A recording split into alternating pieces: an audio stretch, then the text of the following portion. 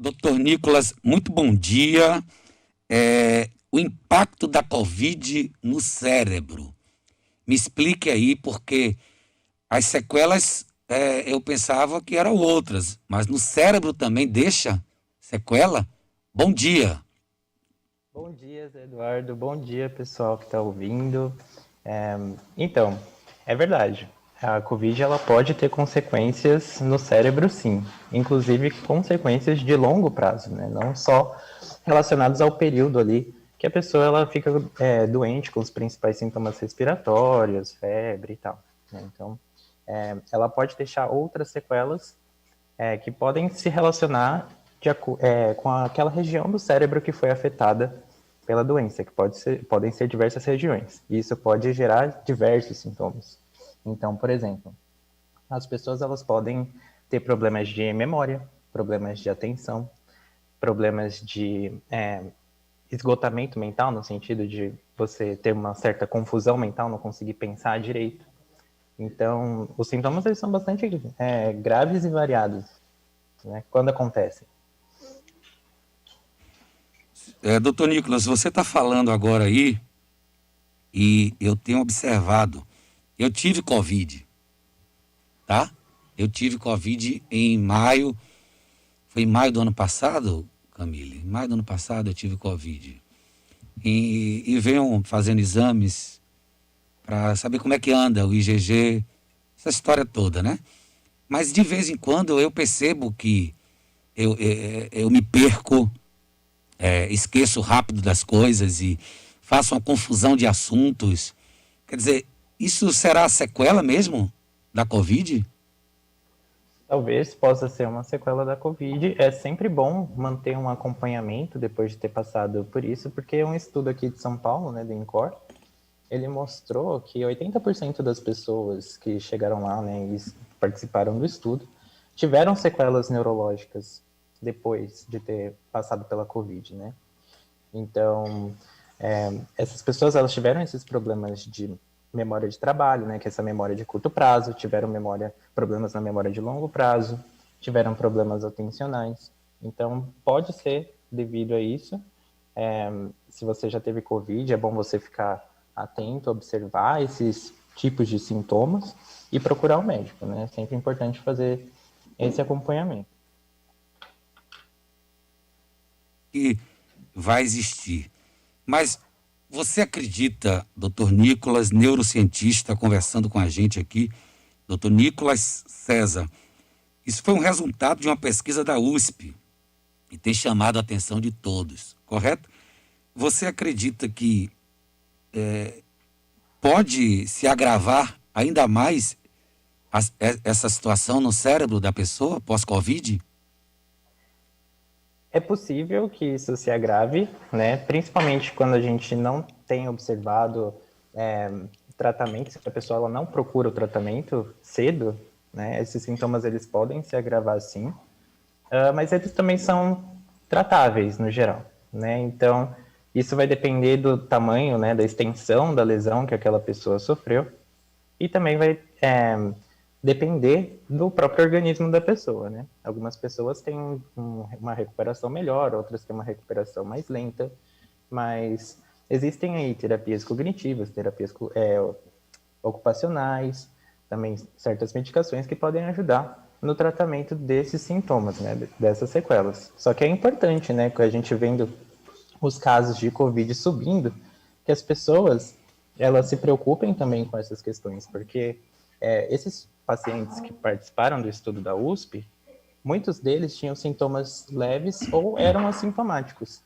E mesmo assim vinham a desenvolver essas condições neurológicas, né?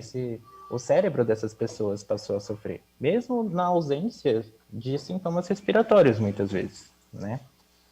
A gente sabe que a COVID ela é caracterizada principalmente por esses sintomas respiratórios, mas com uma pouca oxigenação fornecida para o resto do corpo, o cérebro ele sofre bastante. Afinal de contas, ele consome muito oxigênio, ele consome muito da energia do corpo, mesmo sendo um órgão relativamente pequeno, pesando aí 2 quilos, ele gasta cerca de 20% da energia do nosso corpo. Então ele precisa muito desse oxigênio, né? E nessa condição de COVID, é muito comum você verificar também que algumas pessoas acabam tendo acidentes vasculares encefálicos, né? Os famosos AVCs, AVS, isquêmicos, que são esses por falta de oxigênio. E isso pode deixar consequências graves aí para o longo prazo. Certo. Além da consequência, eu imagino, eu estou conversando com o doutor Nicolas César, neurocientista. Além disso tudo, o estresse, né? O estresse deve ser assim, coisa louca, porque você está conversando aqui, daqui a pouco você esquece. Daqui a pouco você conversa com a pessoa e o assunto para no meio, porque aí está o déficit de atenção também, não é, doutor? Isso é da Covid mesmo? Isso pode acontecer por causa da Covid, né? Essa sensação de você estar perdido nos pensamentos, essa confusão mental tem se mostrado, sim, como resultado de Covid, né? Tem aumentado a procura médica de pessoas que tiveram Covid e agora estão passando por isso. Então, inclusive saiu um estudo recentemente mostrando um possível mecanismo pelo qual a Covid faria isso, né? E está relacionado com a nossa resposta imune diante da doença. Então, algumas células que não deviam ir parar lá no cérebro acabam parando lá, e isso entope alguns vasos sanguíneos muito finos que a gente tem no cérebro, que são chamados de capilares. Isso poderia fazer com que o transporte de sangue, nutrientes e oxigênio para o cérebro seja prejudicado, e as pessoas acabem sentindo essa sensação de confusão mental. E aí, como é o tratamento, hein, doutor Nicolas César, neurocientista, pesquisa feita pela USP, aponta isso aí. Olha só, gente, agora Covid, você tem que se preocupar com pós-Covid também, né? Porque eu pensava que era só o pulmão, né, doutor Nicolas? Mas não é só o pulmão, vai para o cérebro também. Que coisa grave, meu Deus! Exatamente, é bastante grave e as pessoas elas precisam ficar atentas a isso, elas precisam estar cientes disso, elas precisam procurar o médico, fazer um acompanhamento, porque cada caso é um caso, vai demandar um tratamento diferente, né? E quanto mais cedo você percebe que isso está acontecendo com você e procura o médico, melhores são os seus prognósticos, né? Melhores as chances de você se recuperar dessas consequências pós-Covid. Né? Mas uma coisa é que assim, a gente agora está começando a entender quais são as consequências de longo prazo da Covid-19, né? Imaginar que isso começou mais ou menos um ano atrás aqui no Brasil, a gente sabe mais ou menos como que a doença ela se desenvolve ali no curto prazo, mas agora que a gente começa a observar o que está acontecendo com os pacientes no longo prazo, a gente começa a entender melhor. Os resultados desses estudos estão começando a sair, né? Porque ainda envolve um tempo entre os estudos serem feitos, né? E os estudos serem publicados. Isso vai gerar ainda mais estudos, né? O próprio estudo que está sendo realizado pela USP, ele continua agora com ainda mais pessoas para acompanhar esse pessoal, entender quais são as reais consequências disso. Mas a gente já sabe que tem várias formas como a Covid afeta o cérebro no longo prazo, né? E entre essas consequências, além dessa desatenção, desses problemas de memória, e assim, é coisa séria esses problemas também, porque as pessoas elas param de conseguir fazer tarefas simples do dia a dia, né? Mas a gente também tem outros sintomas, como fraqueza, né? Gente que teve problemas visuais, né? De percepção visual, gente que perdeu a visão até. A gente tem pessoas que desenvolvem uma síndrome muito similar com aquela que a gente chama de síndrome de Guillain-Barré, onde a pessoa ela perde tônus muscular, ela perde força. Teve casos, já vi relatos de gente que perdeu parente aí porque a pessoa ela começou a ficar fraca, daqui a pouco ela não conseguia nem engolir comida mais, ficava lá num leito, só esperando pelo pior, né? Então, sim, existem consequências graves possíveis, neurológicas, né? São as principais consequências do Covid, né, no longo prazo.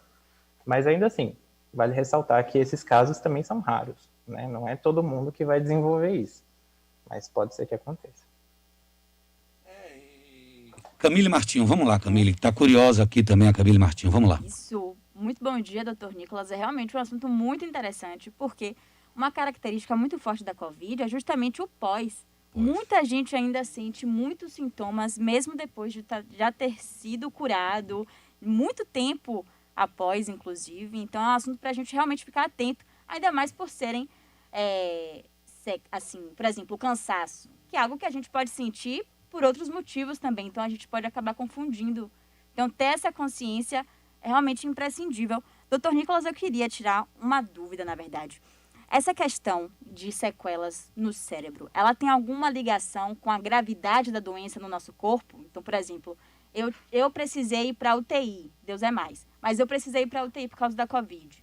As sequelas no meu cérebro vão ser maiores do que alguém que não teve, que foi assintomático, por exemplo, ou não existe essa relação? Bom dia, Camille.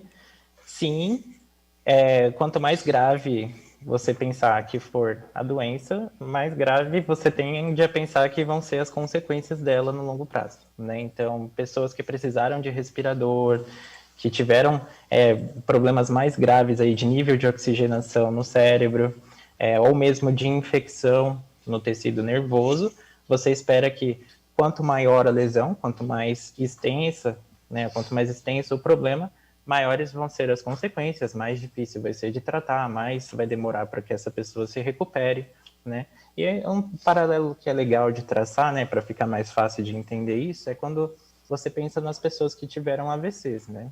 Você, acho que quase todo mundo conhece alguém que passou por isso, né, que teve um acidente vascular encefálico, sabe que isso pode deixar sequelas. E que algumas pessoas se recuperam mais rápido, às vezes se recuperam totalmente, e outras não se recuperam totalmente, às vezes acabam não se recuperando de forma alguma. E a gente tem visto que também o pessoal que tem Covid depois pode desenvolver outras condições cardiorrespiratórias, né? Por exemplo, infartos, por exemplo, os AVCs também. Então, é de se esperar, né, que isso possa acontecer com esses pacientes, né? É de se esperar que, de acordo com o tamanho da lesão, de acordo com a gravidade da doença, seja mais difícil para se recuperar, né? Ou mais fácil, né? Se for menor. Pois é, doutor Nicolas César, muito obrigado de verdade. A gente fica assim assustado, e é para ficar assustado, porque até então a gente pensava muito que era só no pulmão, e aí vem um jovem de 26 anos, super inteligente, lá de São Paulo, neurocientista, se aprofunda no assunto e vê que a coisa é mais embaixo, até no cérebro chega a atingir. E realmente, quem tem Covid tem que pensar em tudo e tem que fazer sempre uma revisão e procurar um neuro. Tá bom, doutor, um abraço, muito obrigado, hein, doutor? Muito obrigado, Zé Eduardo. Eu acho que só vale ressaltar, né, que o nosso corpo ele é um sistema integrado, né? Então, quando a gente sofre lá, mesmo com uma doença que atinge o pulmão, ele pode atingir outros sistemas e fazer com que a gente se sinta pior. Só que a gente precisa ficar atento, né, e tomar muito cuidado, ainda mais nesse momento em que os casos estão subindo, para que a gente não acabe trazendo consequências para nossas vidas ou para a vida das pessoas que a gente ama, né? Que são aí extremamente difíceis de lidar. Eu agradeço muito por estar aqui. Queria deixar um bom dia aí para todo mundo que está ouvindo e para vocês. Valeu. Nicolas, um abraço para você. Beijão em Grazi aí, viu? Abração nela também. Tchau, querido.